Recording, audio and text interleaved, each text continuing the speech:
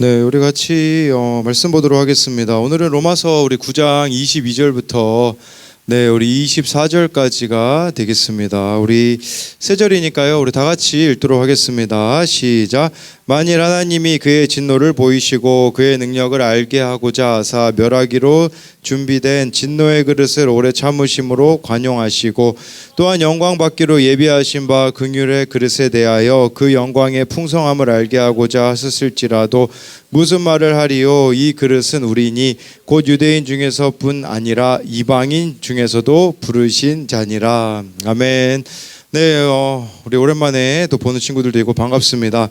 오늘은요, 우리 하찮은 청소년이라는 제목으로 같이 말씀을 나누도록 하겠습니다. 우리 진규한테 양해를 구했습니다.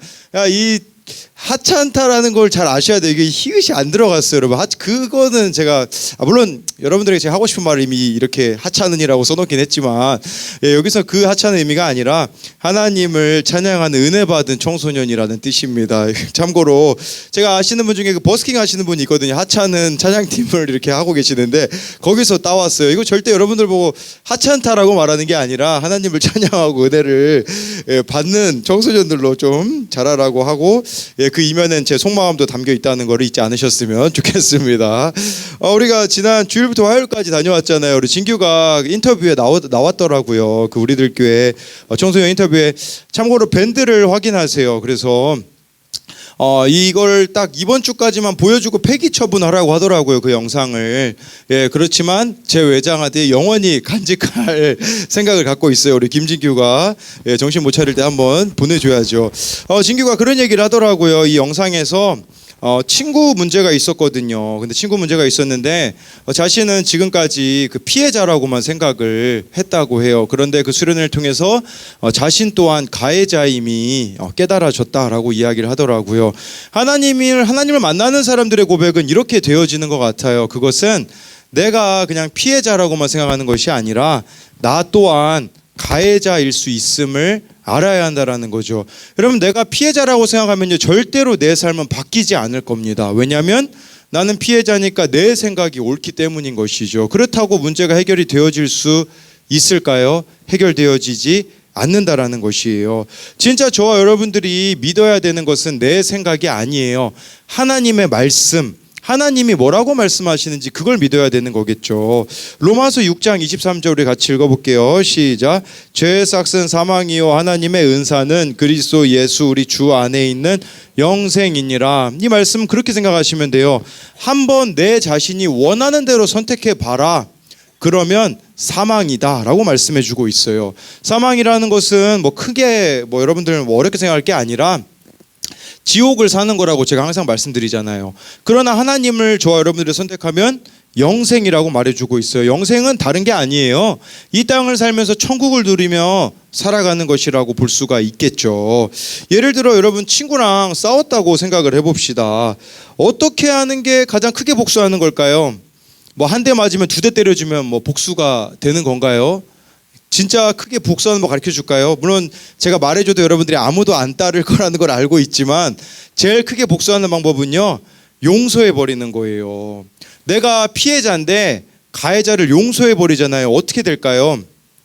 가해자가요, 부끄러움을 느낄 거예요.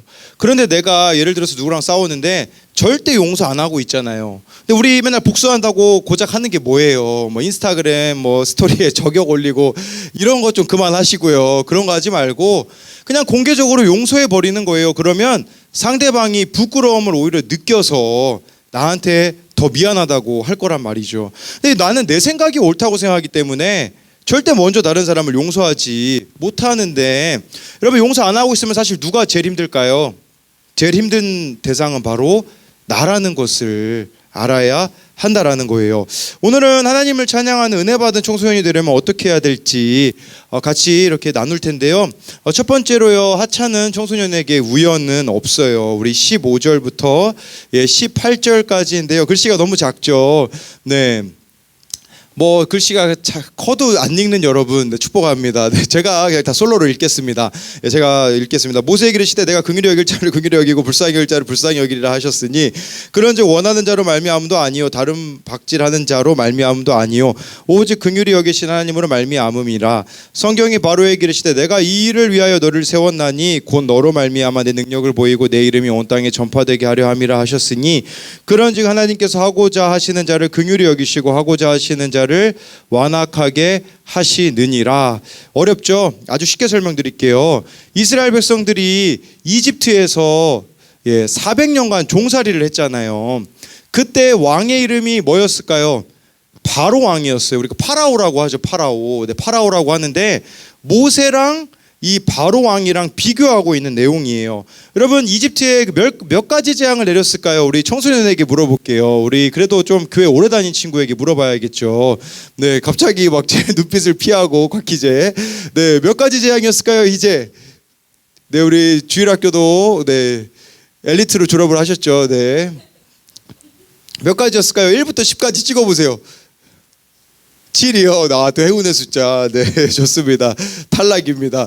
정답은요 10가지 재앙입니다. 우리 10가지 재앙을 하나님이 이집트에서 내리셨는데 그런데 이 재앙이 반응이 달라요. 바로 왕한테는 이게 뭐라고 했죠? 재앙이라고 했잖아요. 이스라엘 백성들 입장에서는 이 10가지 재앙이 뭐였었죠?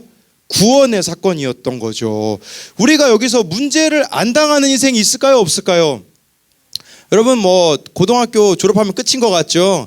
20대에 또 다른 시험이 기다리고 있어요. 우리 뭐 진규 같은 경우는 군대가 기다리고 있겠죠. 군대 갔다 오면 인생이 끝나나요? 아니에요. 그 이후에 계속해서 재앙과 같은 일이 있다라는 거예요. 근데 중요한 것은 나를 의지하는 사람은 재앙으로 여겨지고 하나님을 의지하는 사람은 구원의 사건이 될 수 있다라는 거. 이게 방금 읽은 제 말씀의 의미라고 할 수가 있는 거예요. 그렇기 때문에 우리가 힘든 문제 없는 인생이 솔직히 어디에 있겠습니까? 그때 저와 여러분들이 하나님을 의지하게 된다면 그것은 구원의 사건이 나를 변화시킬 수 있는 기회가 되겠지만 여전히 내 자신을 의지하면 그냥 재앙으로만 끝나는 거죠. 우리가 이 재앙으로 끝나고 남는 걸 뭐라고 얘기하나요? 트라우마가 남는다라고 흔히 이야기를 하죠.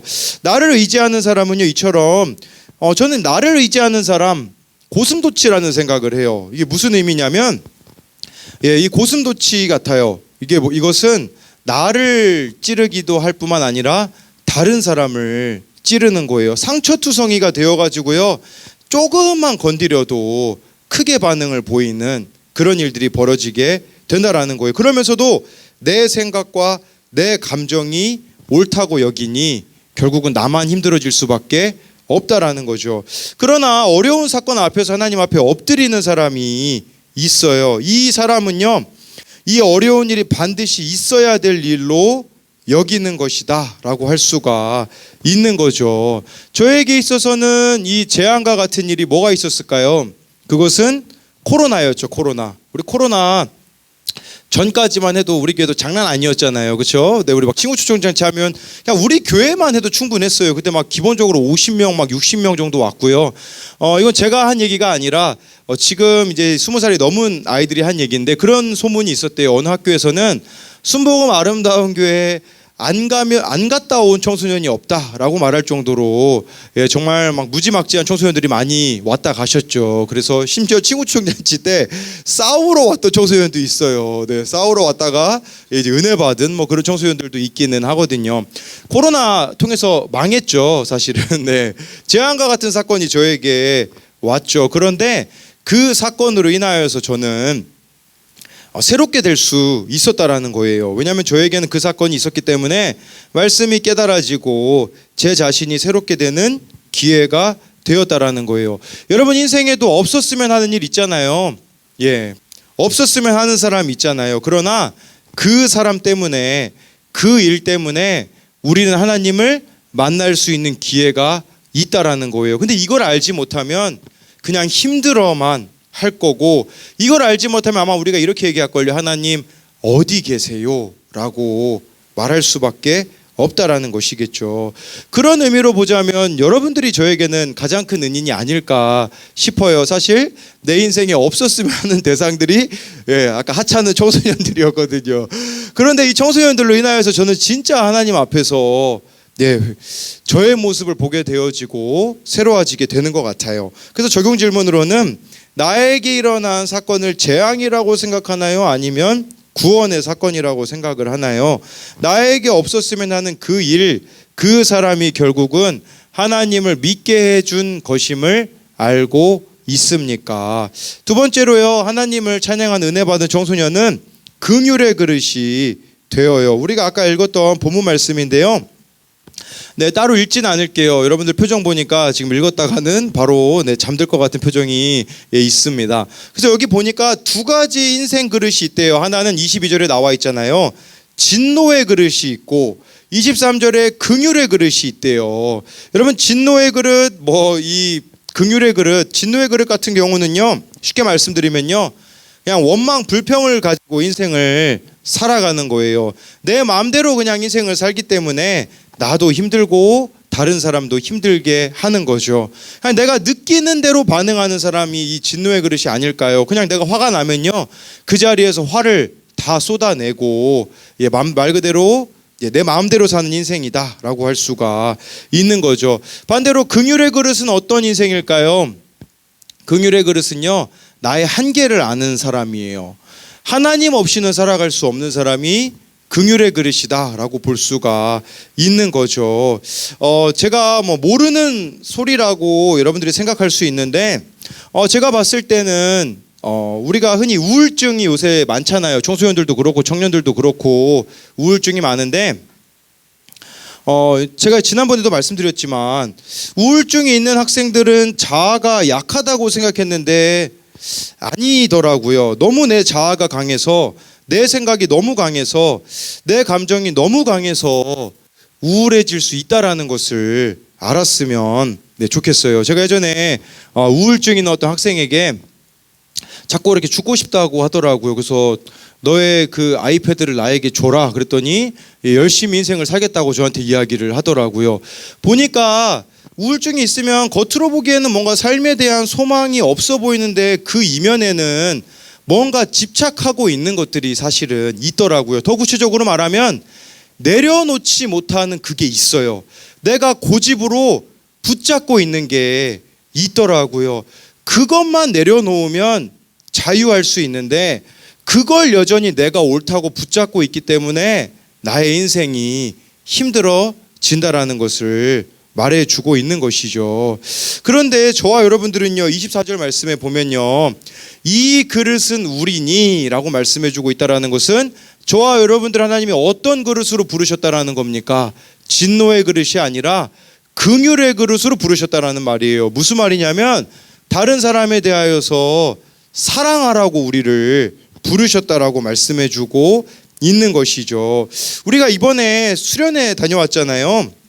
제 아내가 같이 갔었는데 꼭 수련회 전에 꼭 벌어지는 일이 있어요. 그것은 뭐냐면 한결이가 그냥 이유 없이 열이 막 많이 올라서 그 닌게를 이제 또 맞아야 돼요. 수액을 맞아야 되는데 이 수액 맞추는 게 진짜 고통스러워요. 왜냐하면 한결이 막 발악을 하죠. 그 팔에다가 이렇게 또 그 수액 그 주사바늘 넣는 게 참 쉽지가 않거든요. 그래서 제 아내가 한결이가 또 병원에 입원하는 걸 보고서 이런 고백을 했다고 해요. 하나님, 제가 할 수 있는 게 아무것도 없어요. 은혜 베풀어 주세요.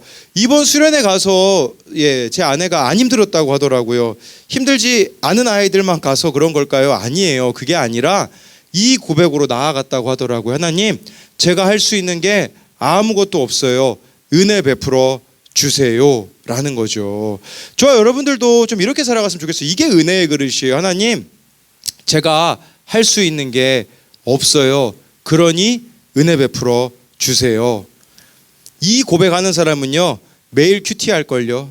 우리가 왜 큐티 안 하는 줄 아세요? 그 이유는요, 내가 여전히 더 옳다고 생각하기 때문에 하나님 앞에 시간을 들이지 못하는 거죠. 그러면 어떻게 될까요? 여러분, 제가 목사인데도 있잖아요. 저도 하루 큐티 안 하면요, 그냥 옛날 그 본성이 나와요. 우리 어느 청년이 그런 얘기를 하더라고요. 목사님, 제가 이중인격인 것 같아요라고 얘기를 하는데 그 웃어버리면 티가 나잖아요. 네, 우리 정윤이가 그랬어요.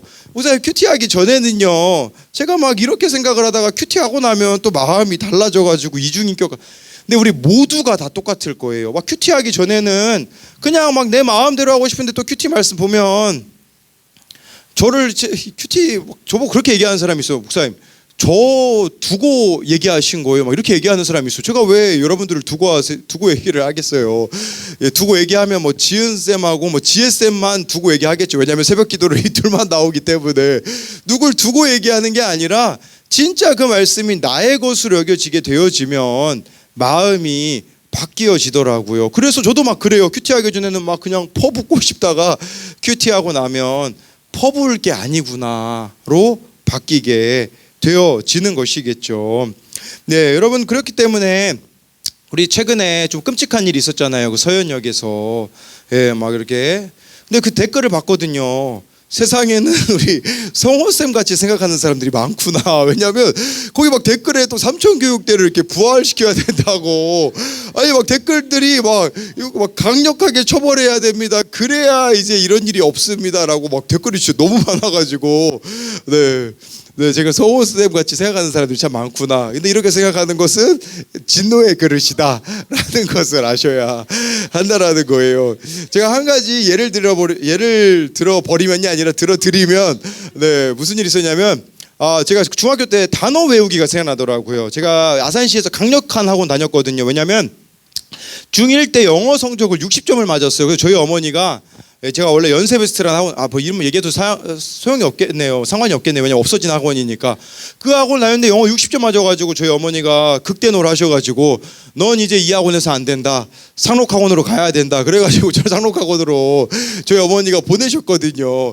열심히 제가 이제 공부를 해서, 맨 끝에 반에서 시작해가지고 맨 위에 반, 12기 우등반까지 이렇게 올라갔거든요. 역시 맨날 나 잘 되는 얘기할 때는 표정들이 다 이래요. 그러면서 막 나와 이렇게 안 좋은 얘기, 막 나 부끄러운 얘기하면 막 되게 좋아하고, 아무튼 뭐 인생이 그렇습니다. 그랬는데 1등까지 올라갔어요. 근데 1등을 올라간 게 좋은 게 아니에요. 왜냐면 저는 기초가 없었기 때문에 그 1등 반은요, 막 수학도 제가 중학생이었는데 막 고등학교 막 이런 거 풀고 막 민사고 아세요, 여러분?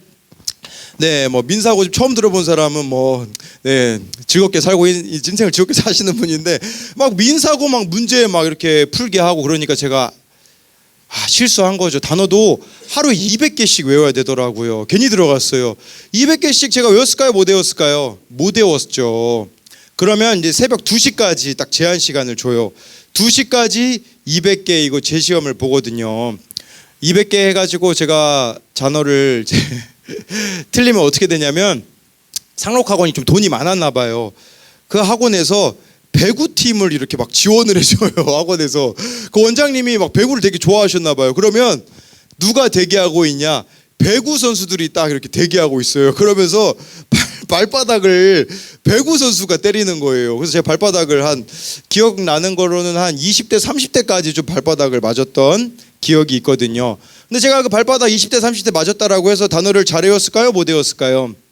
소용이 없어요. 그런데 제가 저 우선순위 0단어 1000개짜리 단어를 다 외웠거든요. 어떻게 외웠냐면, 저희 어머니가요, 이동 중에 이 단어장을 펴시고서는 재밌게 저한테 단어를 하나하나 연상법, 말도 안 되는 연상법으로 가르쳐 주셔가지고 제가 1000개를 외운 적이 있거든요. 사람을 변화시키려면요, 때리는다고 변화되어지지 않아요. 그게 아니라 그 사람에게 내 시간을 내주고 사랑해주면 변화되어지는데, 우리는 시간 내어주고 싶어 하나요? 안 하나요? 꼴도 보기 싫어서 같이 있고 싶어 하지도 않잖아요. 그러니까 변화가 일어나지 않는 거예요. 긍휼의 그릇이라는 것은 그거예요. 하나님을 믿는 거예요.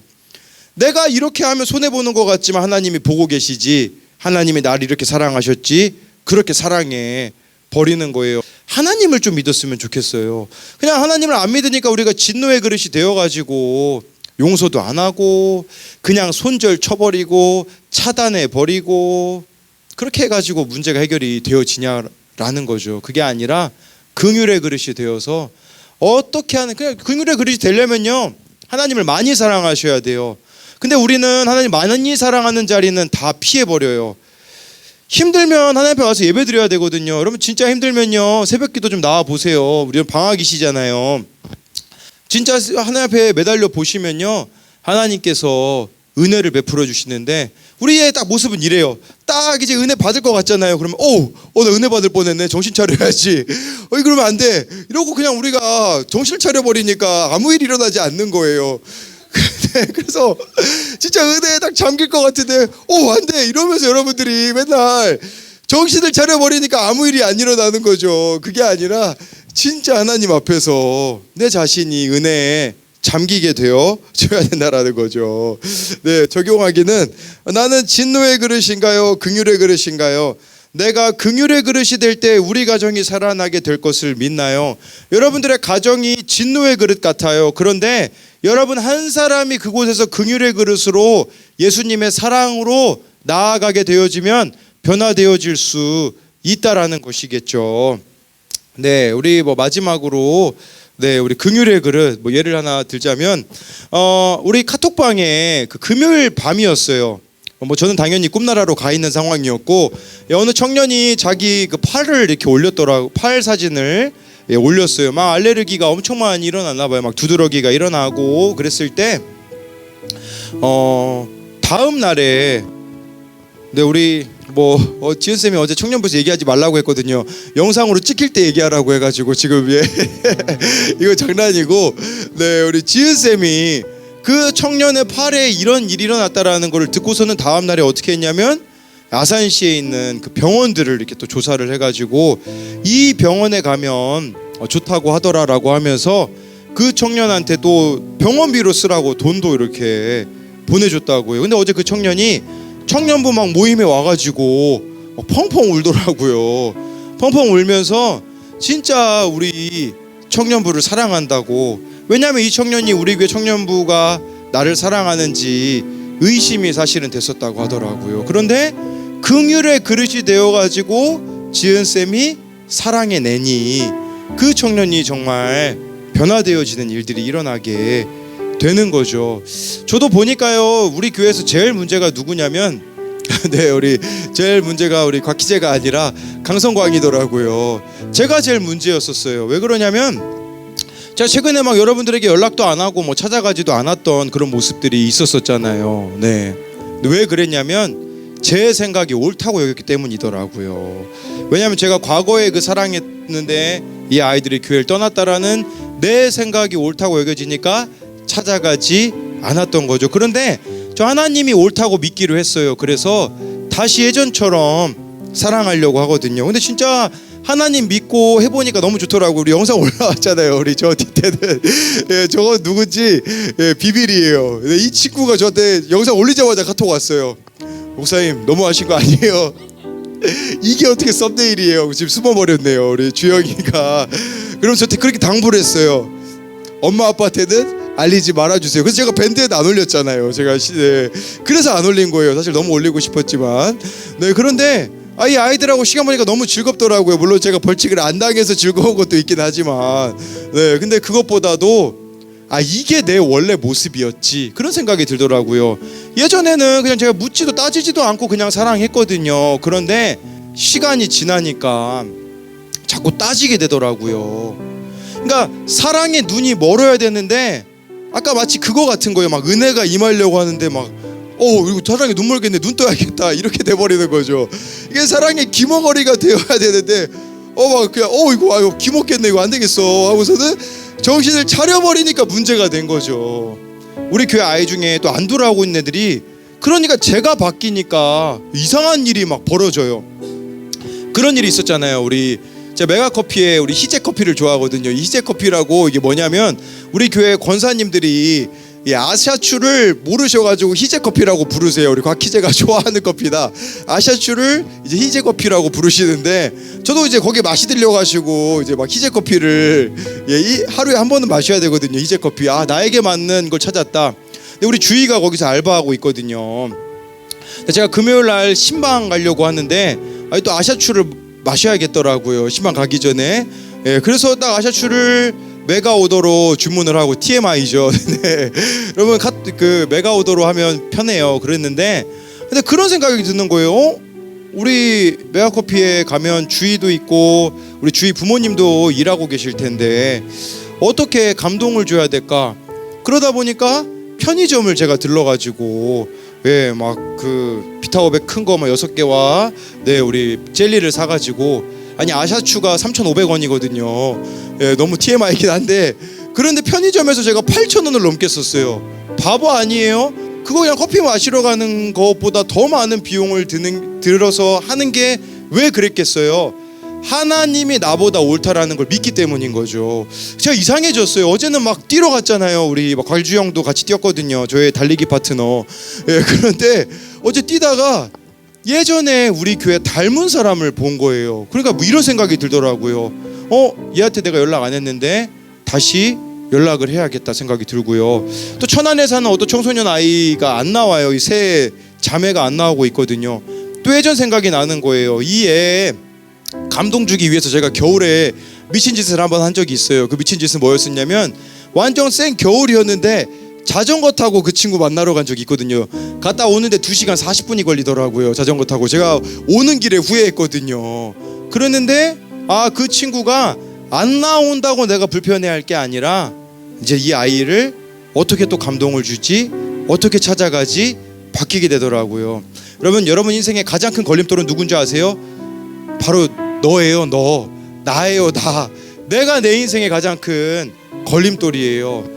내 생각이 옳다고 생각하지 마시고 맨날 나 피해자라고 그러면 피해자 코스프레 좀 그만하시고 하나님 앞에서는요 피해자가 있는 게 아니라 죄인이 있을 뿐이에요. 성경에서 하나님이 쓰셨던 사람들 한번 다 보세요. 어떤 사람 쓰셨는 줄 아세요?